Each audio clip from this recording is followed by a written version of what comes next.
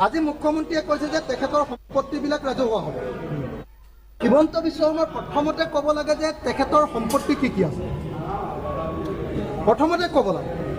আজি মুখ্যমন্ত্ৰীয়ে কৈছে যে তেখেতৰ সম্পত্তিবিলাক ৰাজহুৱা হ'ব। এতিয়া তেখেতে কৈছে যে নিউজ লাইভটো ৰাজহুৱা হ'ব।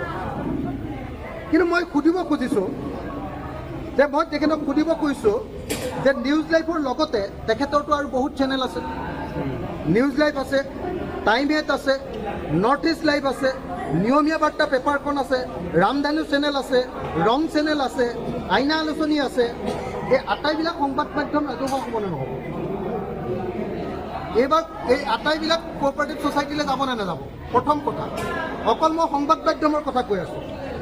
তাৰপাছত তেখেতে কৈ আছে যে কাঞ্চনজুৰি বাগিচা আৰু তাৰ ৰিজৰ্ট ৰাজহুৱা হ'ব। মই জনামতে অকল কাঞ্চনজুৰি বাগিচা নহয়, এই মুহূৰ্তত তেখেতৰ নামত থকা, তেখেতৰ পৰিয়ালৰ নামত থকা 3খন বাগিচা আমি নাম জানো। তিনিচুকীয়াৰ চানমাৰী বাগিচা, সৰু পথাৰৰ ৰাধাকৃষ্ণ বাগিচা, তাৰপাছত আপোনাৰ কাঞ্চনজুৰি বাগিচা আৰু ঢেৰ বাগিচা আছে দেই। এই 3খন বাগিচা ৰাজহুৱা হ'ব নে নহয়? সেইটো 2 নম্বৰ কথা। 3 নম্বৰ, তেখেতে কৈছে যে গ্ৰীণ বাণী ৰিজৰ্ট এইটো ৰাজহুৱা হ'ব। তেখেতৰ অকল বাণী ৰিজৰ্টেই আছে নে অসম আৰু ভাৰতবৰ্ষৰ বেলেগ বেলেগ ঠাইত তেখেতৰ আৰু বহুত ৰিজৰ্ট আছে? মইতো শুনিছোঁ যে মেঘালয়ৰ পিনেও তেওঁলোকে ৰিজৰ্ট বনোৱা, ডাঙৰ ফাৰ্ম হাউচ আৰু ৰিজৰ্ট বনোৱা কাম আৰম্ভ কৰিছে। মইতো শুনিছোঁ যে তেখেতৰ উৰিষ্যাতো তেনেকুৱা ধৰণৰ বহুত কিবা কিবি আছে। মইতো কোৱা নাই, এতিয়ালৈকে সম্পত্তিৰ তালিকাটো মই দিয়া নাই, দি দিম। আমাৰ হাতত আছে তেনেকুৱা তেখেতৰ সম্পত্তিৰ তালিকা আমাৰ হাতত আছে, দি দিম। বন্দে স্কুলৰ কথা কৈছিলে, বন্দে স্কুল তেখেতে কৈছে যে জু ৰোডৰ কোটিটকীয়া মাটি, জু ৰোডৰ যিটো মাটি, সেই মাটিটো শিৱ মন্দিৰ নে কি বনাম বুলি কৈছে, হয়নে? তাৰপিছত আপোনাৰ তেখেতে কৈছে যে আমাৰ এইটো কি কয়, আপোনাৰ গণেশগুৰিৰ সিফালে এডোখৰ কি বুলি কয়, অগ্ৰদূত যে আছে,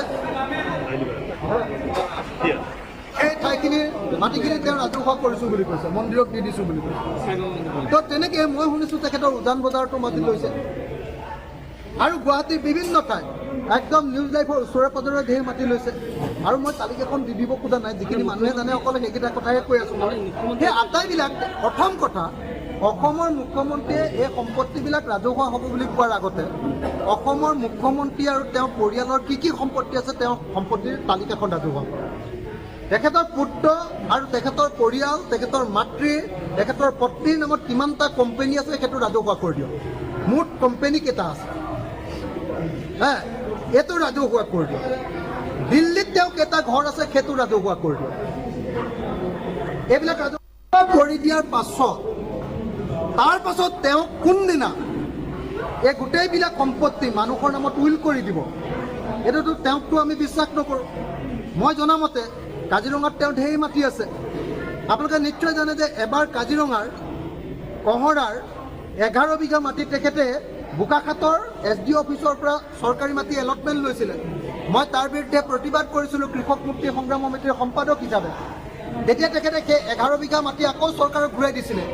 এতিয়া কিন্তু তেওঁ আগফালৰ মাটিখিনিও কিনিলে আৰু তাৰ সেই 11 বিঘা মাটিও এতিয়া পূৰা বাউণ্ডেৰী মাৰি লৈছে। মইতো জানো সেইডোখৰতে আমাৰ কাজিৰঙা অৰ্কিড পাৰ্ক আছে, একদম কাষতে। সেই চৰকাৰী মাটিখিনি আকৌ তেওঁ কিন্তু দখল কৰি লৈছে। এইবিলাক ঘূৰাই দিব নালাগে, এইবিলাক ৰাজহুৱা হ'ব নালাগে। তেওঁ সম্পূৰ্ণ সম্পত্তিৰ তালিকাখন প্ৰথমতে ৰাজহুৱা কৰক আৰু ৰাজহুৱা কৰি কেতিয়াৰ ভিতৰত তেওঁ এইবিলাক সম্পত্তি ৰাজহুৱা কৰিব। মই আশা কৰোঁ যে অহা এসপ্তাহৰ ভিতৰত, অহা 22 তাৰিখৰ দিনা অসম বিধানসভাৰ অধিৱেশন হ'ব। তাৰ আগতে তেখেতৰ পৰিয়ালৰ সম্পত্তিৰ তালিকাখন ৰাজহুৱা কৰক আৰু সম্পত্তিৰ তালিকাখন ৰাজহুৱা কৰি সেই সম্পত্তিৰ তালিকাবিলাক কাৰ নামত এইবিলাক উইল কৰিব, সেই উইলখন অহা 22 তাৰিখৰ ভিতৰত তেওঁ সম্পূৰ্ণ কৰক আৰু সেই উইলৰ কপিটো তেওঁৰ নিউজ লাইভ চেনেলৰ জৰিয়তে এবাৰ দেখুৱাই দিয়ক অসমৰ মানুহক আৰু সেইটো এবাৰ সাংবাদিকবিলাকৰ মাজত বিলাই দিয়ক। আমিও RTI কৰি তাৰ কপি এটা লৈ ল'ম আৰু লৈ লোৱাৰ পাছত সেই সম্পত্তিবিলাক তেওঁৰ পৰিয়াল থকালৈকে বাৰু ভোগ কৰি থাকক, তাৰপাছত সেইবিলাক আমি চব ৰাজহুৱা কৰি দিম।